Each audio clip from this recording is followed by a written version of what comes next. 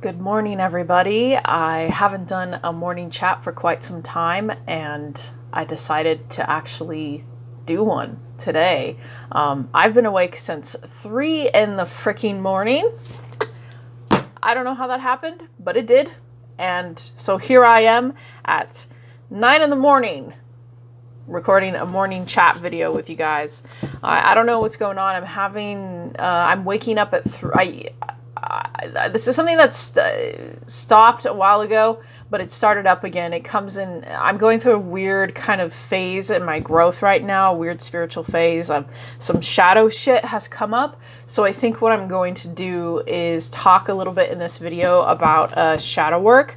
Maybe some of you guys want to hear about this. Okay, I haven't really touched on this topic on my channel, so why not? I'm half awake and I can't get back to sleep, and I have to be somewhere in a few hours, and I have a bunch of readings to do today. Okay, so why not just half-assedly talk about shadow work? Okay, as I said that, Angel of Love in reverse popped up.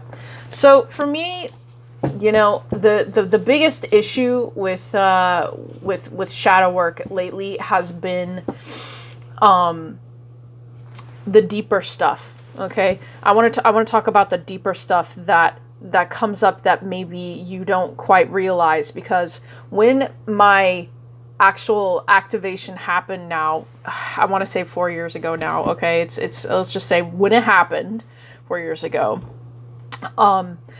Everything that was conscious, everything that I was aware of that were problems, okay, that were big problems, started getting addressed really quickly, because I had a very rapid succession of Kundalini energy coming through my body and trying to activate all the chakra points, okay, back years ago.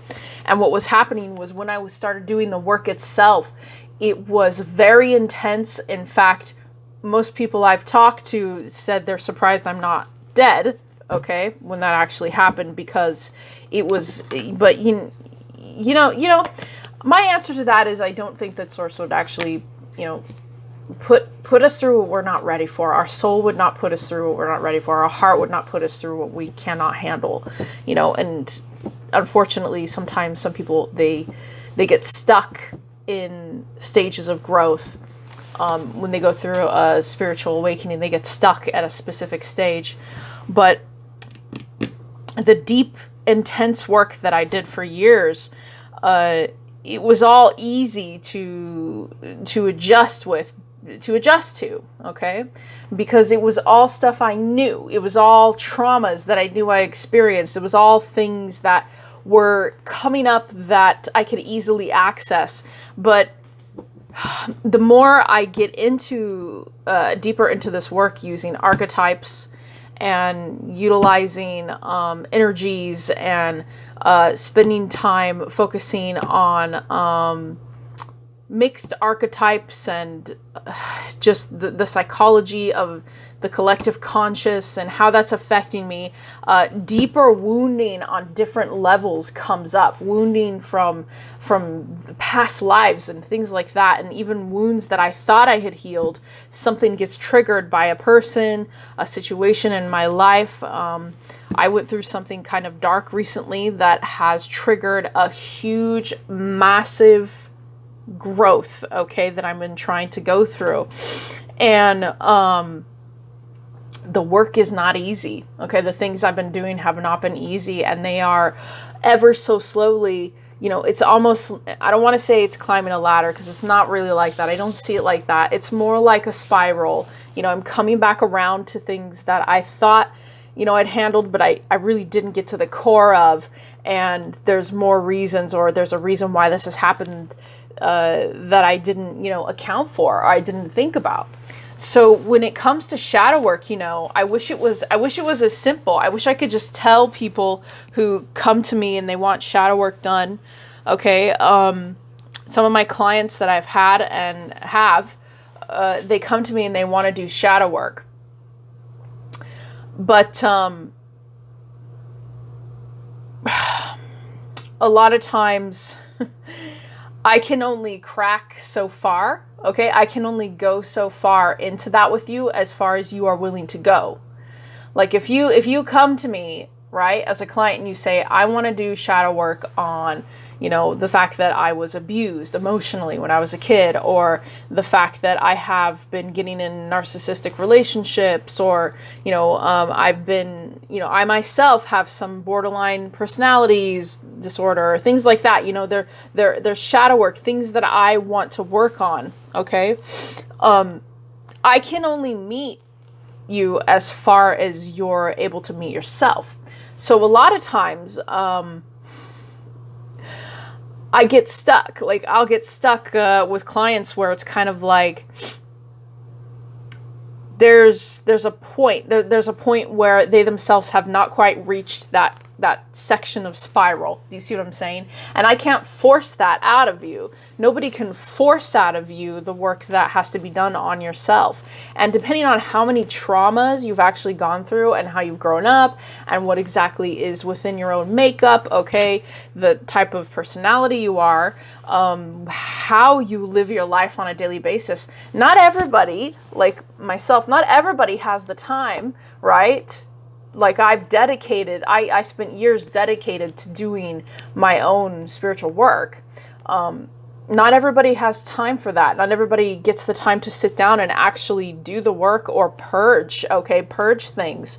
And when you go through the actual activation process and the alchemical process has taken over in your body, in your soul, and your heart is being activated, when that happens, you kind of have no choice but to actually address that shit. It's gonna keep coming back up and it's gonna hurt, especially if you're experiencing energetic pain. If you're an empathic person or you're a person who heavily picks up on energies, whatever, okay? There is sometimes you have no choice but to do the work, right? So in my case, what can happen is we get blockages. We can get blockages in the heart center. Okay. We can get blockages where it's a deep issue. Okay. It's a deep, deep issue. This is why you got to be careful about the twin flame thing, which I am going to bring into this conversation. This is why we have to be careful with the twin flame concept, because what can happen is if you have a blockage and you start blaming it on your connection. And I've seen a lot of people do that. Well, it's his fault or it's her fault. They're not, doing the work. Well, are you sure about that? Are you sure the blockage isn't something that's going on within you, right? Are you sure that it's not something like that? Are you sure it's you that, or is your perception? So that adds a whole nother layer, because I've had a lot of clients come to me who believe they're in twin flame union or separation, okay? And they're experiencing pain. They're experiencing energetic pain and having a hard time understanding how to handle that energetic pain. And a lot of it has to do with blockages, and the blockages needing to purge, needing to open the heart space more and balance the masculine and feminine energies, because we have both. We're not just one, we're not just one side of the brain or the other. We are masculine and feminine both inside of us. And yes, you will have a dominant, like for example, I am dominant masculine, right? Dominant masculine in my chart, in my natal chart as well. It's mostly fire in my chart. And you will have a dominant, but that doesn't mean that you can't work on the other ones. People who say, I'm the divine masculine, I'm the divine feminine. Yes, at the start you are. You may find yourself being just one aspect, okay? But both of those start getting worked on, right? Internally, you start working on that. Or if you're working with the other person and you guys are, those energies are bouncing back and forth, and most people don't realize that's actually happening when they're with their twin flame, but that does happen. So off the twin flame subject, what I wanted to say is that when it comes to shadow work, it has a lot to do with the heart. Okay, it has a lot to do with love. It has a lot to do with clearing the space for love, actual love, not what everybody thinks love is, but actual authentic love. real love, the shit that you don't see in the movies, okay? And tell me more about shadow work. I want to pull another card on shadow work here.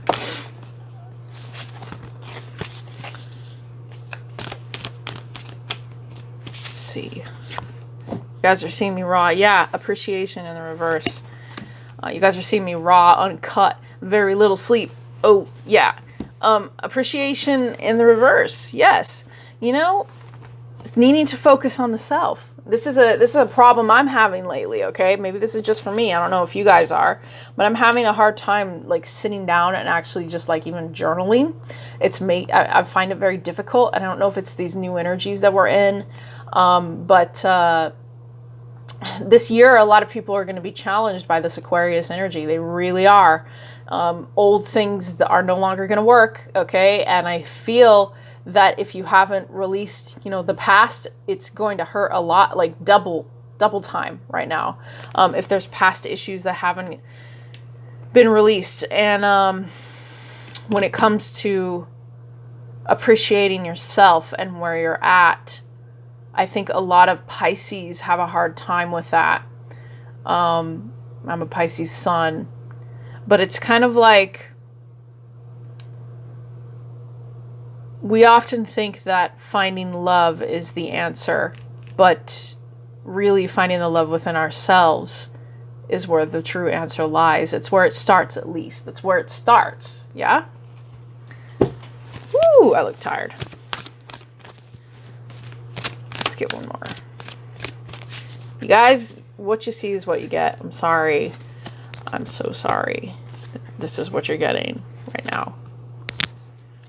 We have 2 cards, action and deceit. Okay?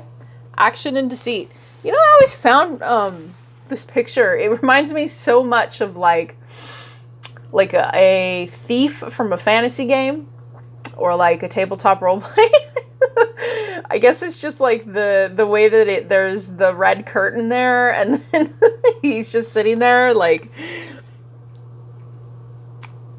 I guess this is clothing too.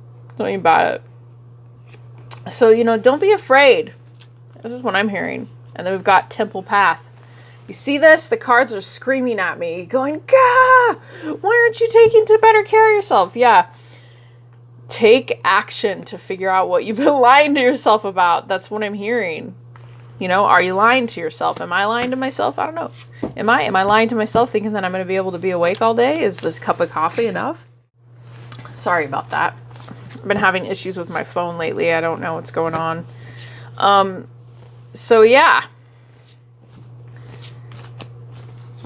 Taking action for yourself on the things that are hidden. Ooh, that's the deceit card.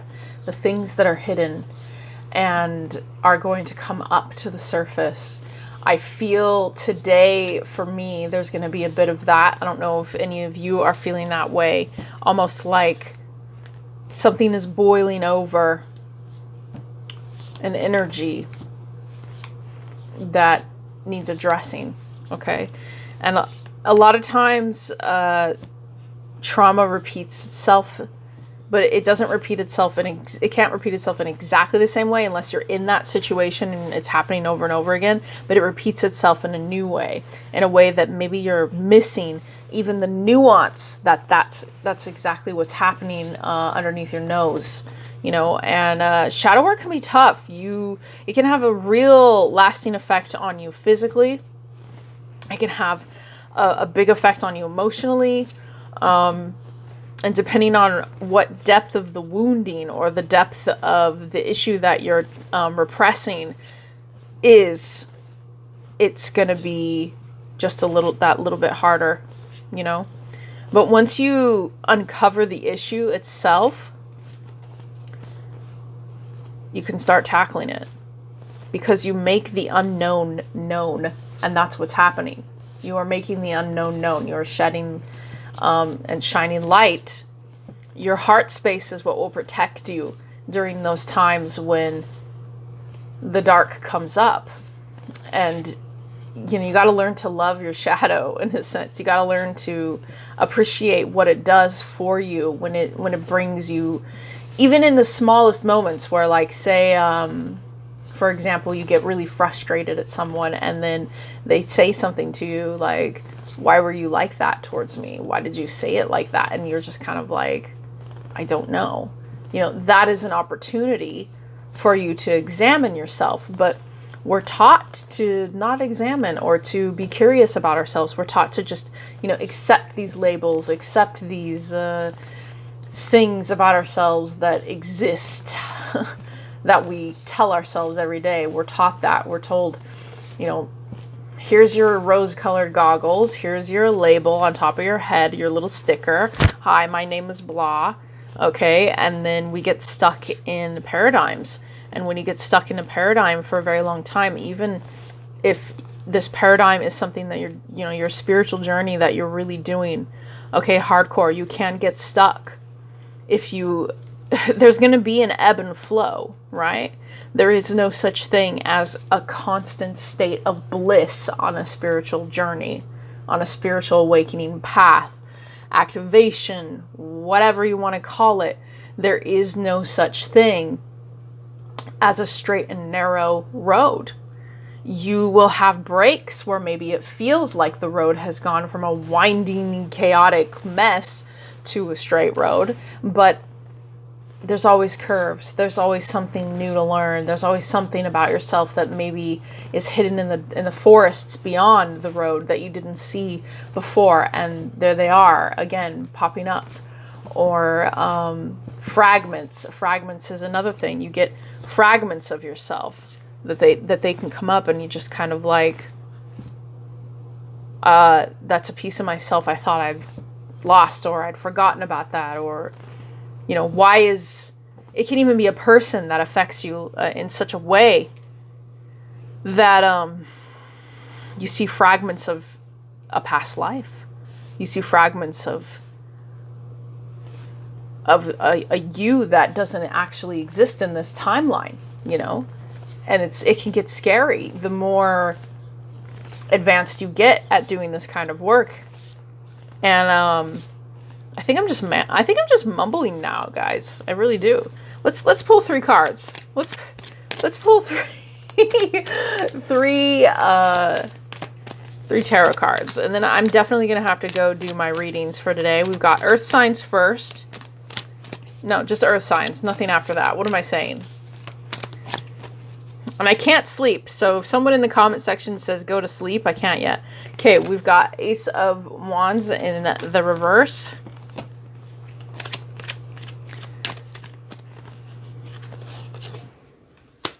Six of Cups in the reverse.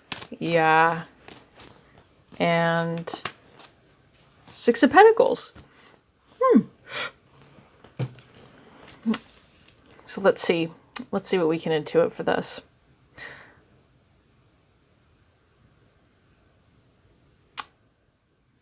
That's interesting. 6-6. 1-6-6.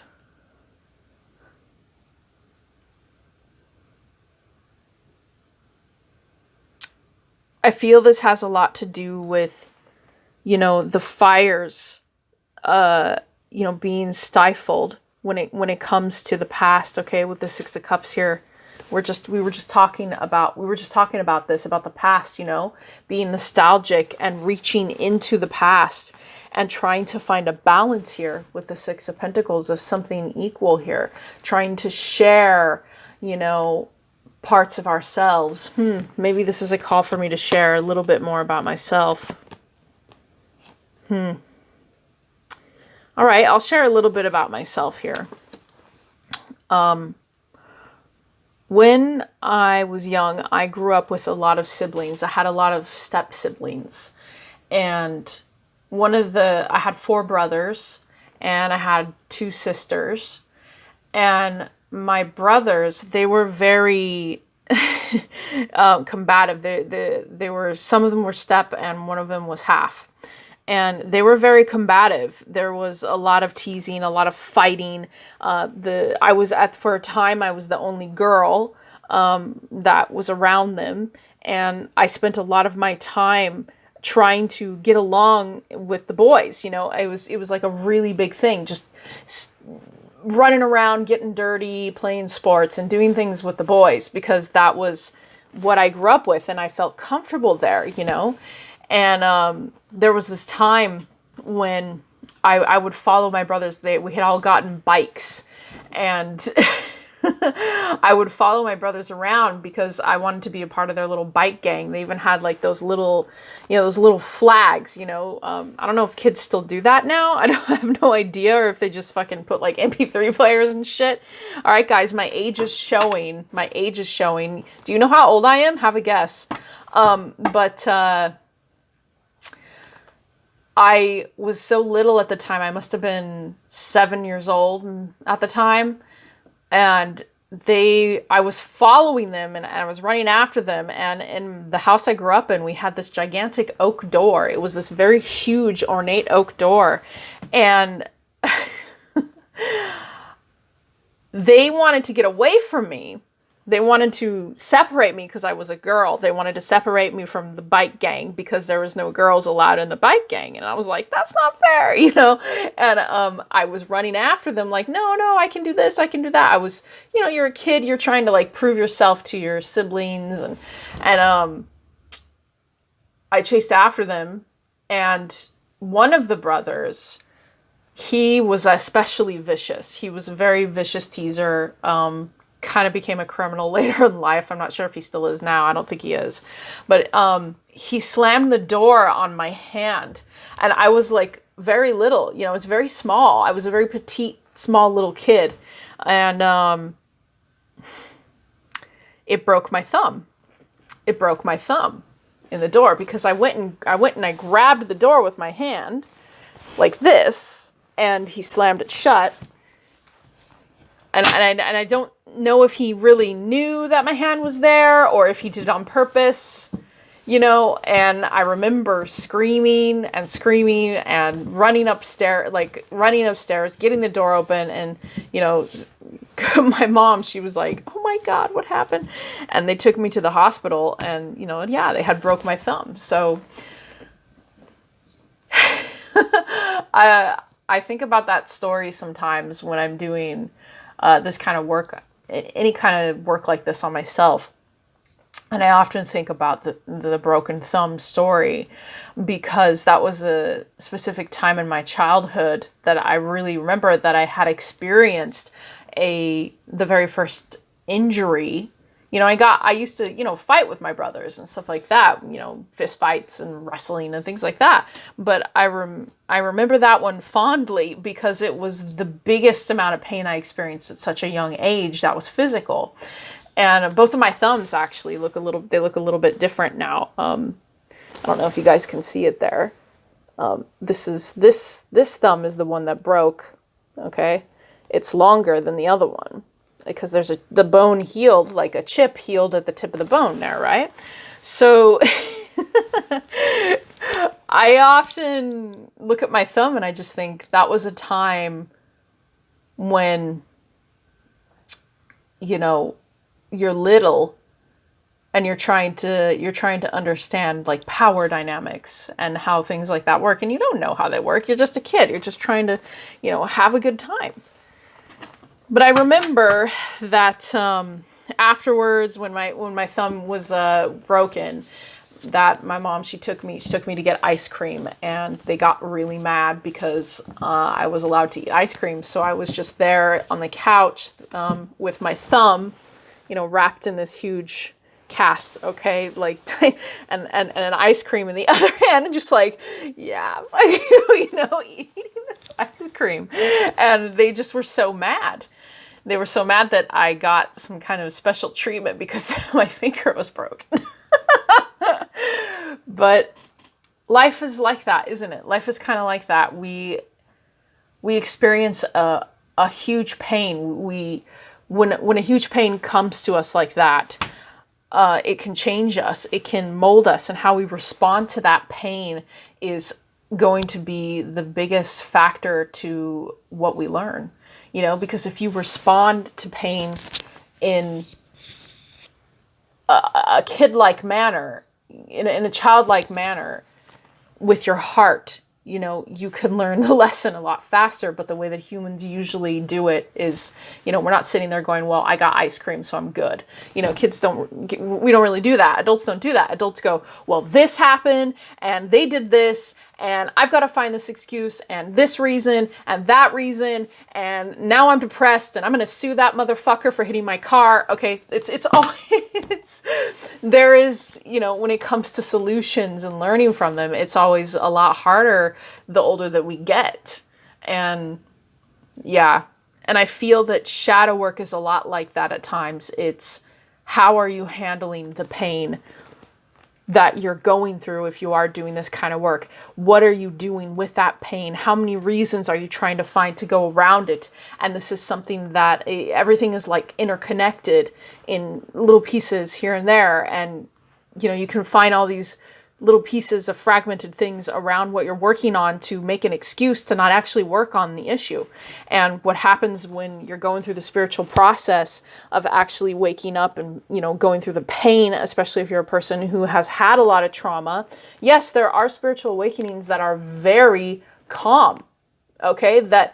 Or it's more enlightening than it is painful, okay? But if you're going through the fucking painful process of a rebirth of the phoenix, it's not simple. It's not a case of, I become enlightened and I understand peace. It is more a case of, holy shit, reality is breaking around me and I see the veil, okay? I'm breaking through the veil, sorry. When I see the veil, I'm breaking through the veil and I'm seeing shit. So everything gets activated. It's not a case of just, you know, climbing a mountain and getting some wise advice. I wish it were that simple.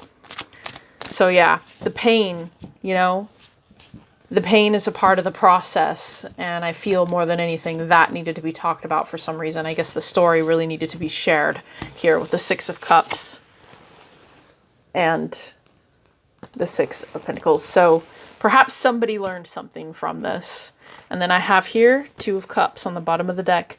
This is, a lot of people say this card is all about relationships, but honey, it's more than that, okay? This card is also about your divine feminine and masculine energies inside of you. The feminine and masculine. The alchemical process itself unfolding, not just between you and another person, but within you. This is the divine marriage. Iris Gamas, okay? This is also that. So if you're interested in that, go check that out. But alchemy, this is alchemy, okay? If you look at the original Two of Cups card, you'll notice that by the caduceus symbol. So yeah, somebody, I hope you didn't break your thumb when you were like my age.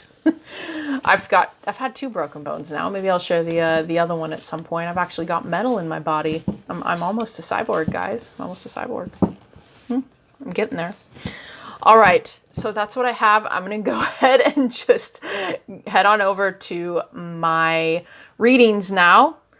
And then I have a doctor's appointment at some point today, which I have to go to. That's why I can't sleep. And I love all of you. Thank you so much for listening, whoever made it this far. I think I've been talking for like 15 minutes or some shit like that, maybe longer.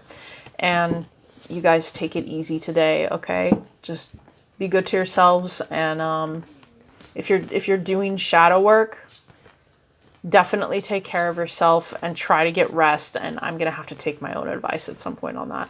All right. Bye, guys. Have a good day.